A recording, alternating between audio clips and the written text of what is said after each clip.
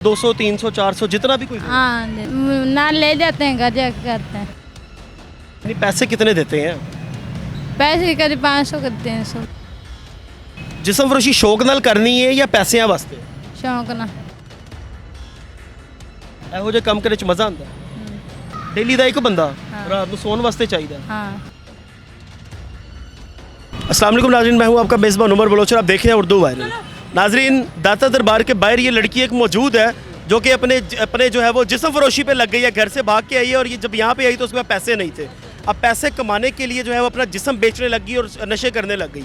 इससे पूछेंगे, इससे जानेंगे इसकी कहानी। अस्सलाम वालेकुम, क्या नाम है? आयशा। आयशा, क्या वजह है जिस्म फरोशी की, क्यों करती हो? बस लागी हूँ नशे पे। नहीं, नशों पे लग के जिस्म भी बेचने लग गई हो। हाँ ना बेचना। कितने पैसे लेती हो? जितने जितने दे दें। जितने मतलब 200 300 400 जितना भी कोई दे। हाँ दे दें। तो जितने भी पैसे दे उसके साथ तुम जिस्म फरोशी कर लेती हो। हाँ तो क्या वजह बनी है? तो बड़ा गंदा धंधा है। आयशा, तुम्हें तो ये सारे यहाँ पे छोड़ेंगे ही नहीं। किस वजह से कर रही है?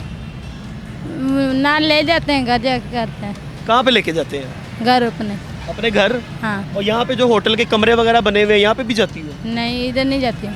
अपने घर लेके जाते हैं। हाँ कितने पैसे हो तो वो तुम उसके साथ चली जाती हो? कोई हो तो मुझे ले जाता, नहीं तो नहीं ले जाता। यानी पैसे कितने देते हैं? पैसे करीब 500 करते हैं सुबह से। 500 ਤੇ 300? हाँ ਤੇ ਤੂੰ 500 ਤੇ 300 ਚ ਆਪਣਾ ਜਿਸਮ ਜੋ ਹੈ ਉਹ ਲੋਕਾਂ ਨੂੰ ਵੇਚਦੀ ਪਈ ਹੈ। ਇਹ ਤੇ ਗਲਤ ਗੱਲ ਹੈ। ਇੰਨੀ ਕੀ ਵਜ੍ਹਾ ਬਣ ਗਈ ਕਿ ਤੈਨੂੰ ਆਪਣਾ ਜਿਸਮ ਵੇਚਣਾ ਪੈ ਰਿਹਾ ਹੈ? बस ਕੀ ਵਜ੍ਹਾ ਹੈ? ਵਜ੍ਹਾ ਦੱਸਣਾ। ਪੈਸੇ ਦੀ ਜ਼ਰੂਰਤ ਹੈ, ਖਾਣ ਪੀਣ ਦੀ ਜ਼ਰੂਰਤ ਹੈ, ਰਹਿਣਾ ਕੀ ਕਰਨਾ? बस मैं इतने आ जू गई हूँ तो फिर ऐसे ही ਆ ਜੋ ਗਈ ਹੈ ਤੇ ਇੱਥੇ ਜਿਸਮ ਫਰੋਸ਼ੀ ਕਰਨ ਆਈ ਹੈ। हाँ धंधा करती हूँ। ਜਿਸਮ ਫਰੋਸ਼ੀ ਸ਼ੌਕ ਨਾਲ ਕਰਨੀ ਹੈ ਜਾਂ ਪੈਸਿਆਂ ਵਾਸਤੇ? शौक ना। ਸ਼ੌਕ ਨਾਲ? हाँ ਨਹੀਂ, ਮਤਲਬ ਕਿ ਤੈਨੂੰ ਜਿਸਮ ਆਪਣਾ ਵੇਚਣ ਦਾ ਸ਼ੌਕ ਹੈ। हाँ ਕਿਉਂ, ਕੀ ਮਜ਼ਾ ਆਉਂਦਾ? ਇਹੋ ਜਿਹੇ ਕੰਮ ਕਰਨ 'ਚ ਮਜ਼ਾ ਆਉਂਦਾ?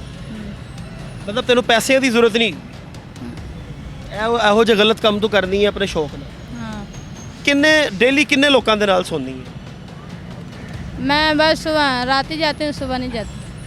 ਰਾਤ ਨੂੰ ਜਾਂਦੀ ਹੈ? हाँ ਕਿਤਨੇ ਲੋਗों के साथ करती हो? एक। ਇੱਕ ਡੇਲੀ ਦਾ ਇੱਕ ਬੰਦਾ ਹਾਂ। ਰਾਤ ਨੂੰ ਸੌਣ ਵਾਸਤੇ ਚਾਹੀਦਾ? हाँ ਤੇ ਇਹ ਤਾਂ ਗਲਤ ਗੱਲ ਹੈ ਨਾ, ਆਰਾਮ ਕੰਮ ਹੈਗਾ। ਸ਼ਾ ਤੂੰ ਰਾਤ ਨੂੰ ਕੱਲੀ ਸੋਈਆ ਕਰ। ਤੈਨੂੰ ਇੰਨਾ ਸ਼ੌਕ ਹੈ ਕਿ ਡੇਲੀ ਰਾਤ ਨੂੰ ਤੂੰ ਕਿਸੇ ਬੰਦੇ ਨਾਲ ਹੀ ਸੋਣਾ ਹੈ।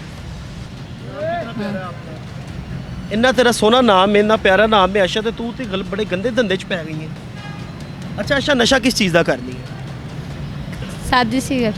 ਸਾਦੀ ਸਿਗਰਟ? हाँ ਆਈਸ ਵੀ ਪੀਂਦੀ ਹੈ? ਟੀਕੇ ਸ਼ਿਕੇ? नहीं। ਕੁਛ ਵੀ ਨਹੀਂ। ਜਿਸਮ ਫਰੋਸ਼ੀ ਦਾ ਤੈਨੂੰ ਸ਼ੌਕ ਕਦੋਂ ਪਿਆ? बस ਜਦੋਂ ਇੱਥੇ ਆਈ ਸੀ ਨਾ ਉਦੋਂ ਲੱਗ ਗਈ। ਤੇ ਉਦੋਂ ਤੁਹਾਨੂੰ ਇਹ ਲੱਗਾ ਕਿ ਮੈਂ ਪੈਸਾ ਨਹੀਂ ਕਮਾਉਣਾ, ਮੈਂ ਸਿਰਫ ਆਪਣਾ ਜਿਸਮ ਵੇਚਣਾ? ਹਾਂ ਵੇਚਣਾ। ਤੈਨੂੰ ਨਹੀਂ ਲੱਗਾ ਕਦੀ ਕਿ ਇਹ ਬੜੀ ਗੰਦੀ ਚੀਜ਼ ਹੈਗੀ ਹੈ, ਮੈਨੂੰ ਨਹੀਂ ਕਰਨਾ ਚਾਹੀਦਾ?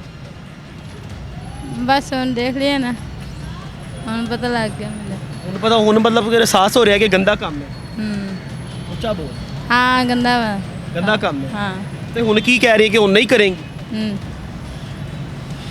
ਫ੍ਰੀ ਜਾਂਦੀ ਹੈ ਜਾਂ ਪੈਸੇ ਲੈ ਕੇ? ਕਿਉਂਕਿ ਤੂੰ ਕਹਿ ਰਹੀ ਹੈ ਮੈਨੂੰ ਸ਼ੌਕ ਹੈਗਾ, ਕੋਈ ਪੈਸੇ ਦਿੰਦਾ ਤੇ ਜਾਂਦੀ ਹੈ ਜਾਂ ਕੋਈ ਵੀ ਰਾਤ ਨੂੰ ਆ ਕੇ ਜੋ ਆਫਰ ਕਰੇ?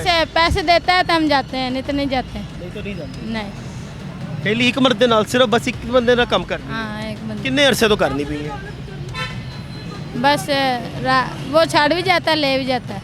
कितनी देर हो गई है, कितना अरसा हो गया, कितना टाइम हो गया जिसम फरोशी करते हुए? ਜਦੋਂ ਦੀ ਮੈਂ यहाँ पे आई हूँ कितने देर, कितने महीने हो गए ने?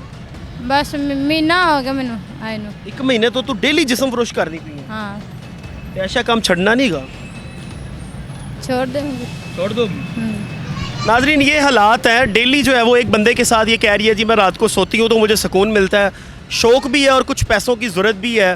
लेकिन मैं ये बताना चाहता हूँ इस वीडियो के थ्रू कि जितनी भी मेरी बहनें जो यहाँ पे आने की सोच रखती हैं, जो चाहती हैं कि हम घर छोड़ दें और दाता दरबार जाके बैठ जाएं, तो यहाँ पे आने की पहली शर्त है कि आपको जिस्म फरोशी करनी पड़ेगी।